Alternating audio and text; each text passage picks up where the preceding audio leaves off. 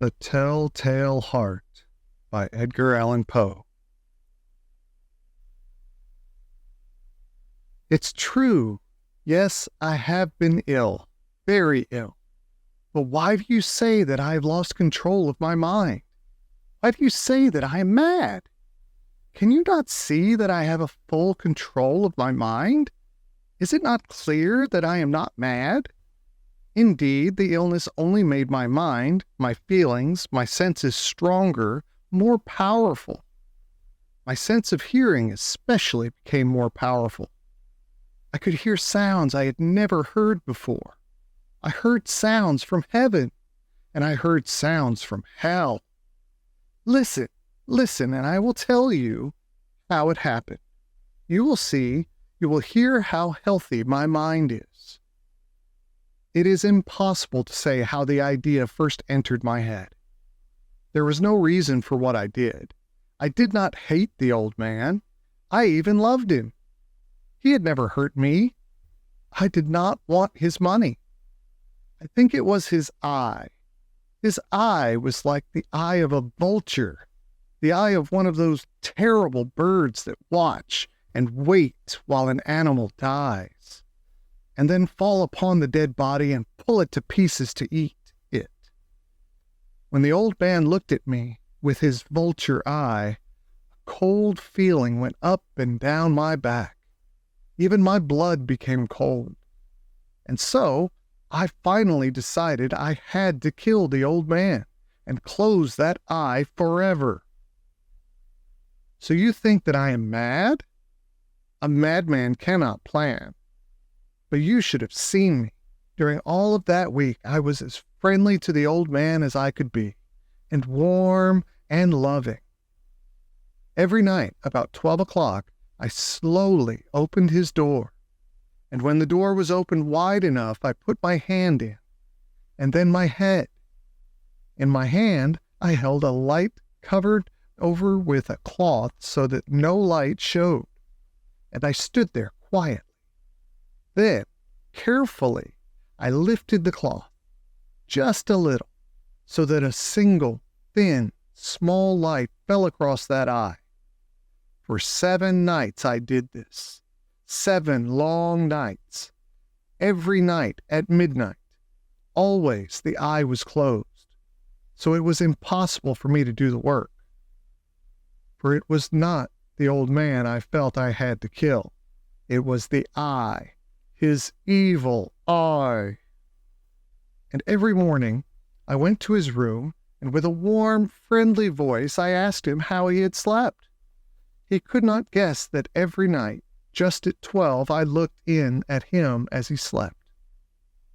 The 8th night, I was more than usually careful as I opened the door. The hands of a clock moved more quickly than I did my hand. Never before had I felt so strongly my own power. I was now sure of success. The old man was lying there, not dreaming that I was at his door. Suddenly, he moved in his bed. You may think I became afraid, but no. The darkness in his room was thick and black. I knew he could not see the opening of the door. I continued to push the door slowly, softly. I put in my head. I put in my hand with the covered light. Suddenly, the old man sat straight up in bed and cried, "Who's there?" I stood quite still. For a whole hour I did not move, nor did I hear him again lie down in his bed. He just sat there, listening. Then I heard a sound, a low cry of fear, which escaped from the old man. Now I knew that he was sitting up in his bed, filled with fear. I knew that he knew that I was there. He did not see me there. He could not hear me there. He felt me there. Now he knew that death was standing there. Slowly, little by little, I lifted the cloth until a small light escaped from under it to fall upon that vulture eye. It was open, wide open. My anger increased as it looked straight at me. I could not see the old man's face, only that eye. That hard blue eye, and the blood in my body became like ice. Have I not told you that my hearing had become unusually strong? Now I could hear a quick, low, soft sound, like the sound of a clock heard through a wall. It was the beating of the old man's heart. I tried to stand quietly, but the sound grew louder. The old man's fear must have been great indeed, and as the sound grew louder, my anger became greater and more painful. But it was more than anger.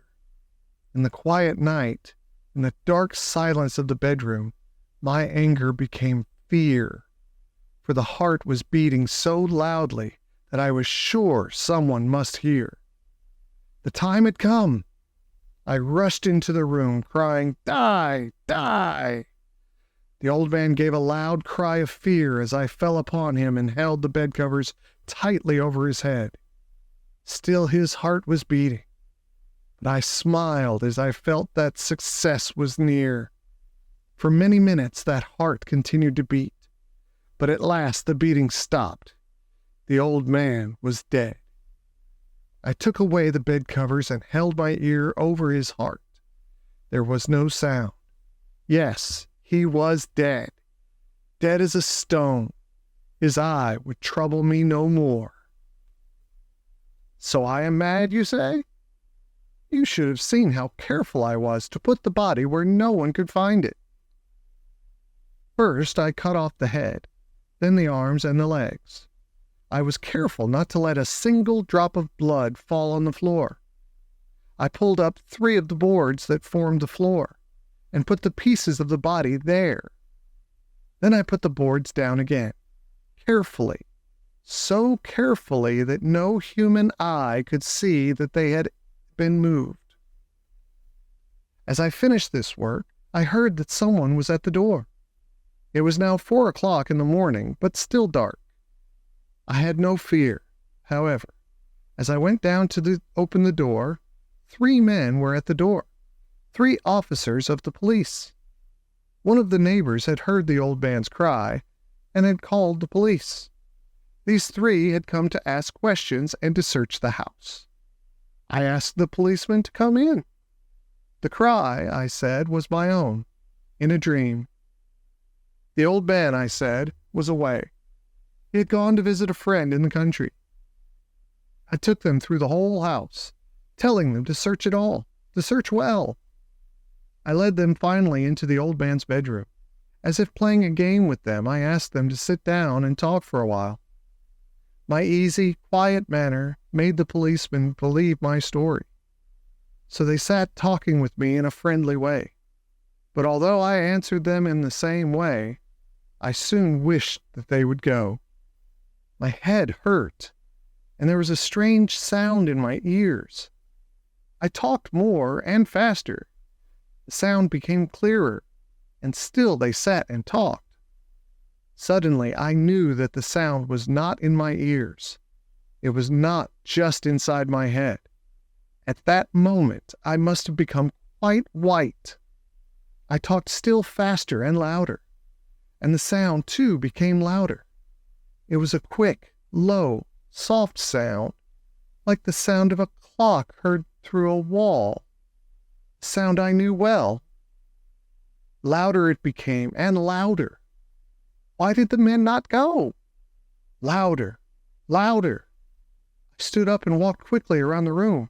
I pushed my chair across the floor to make more noise, to cover that terrible sound.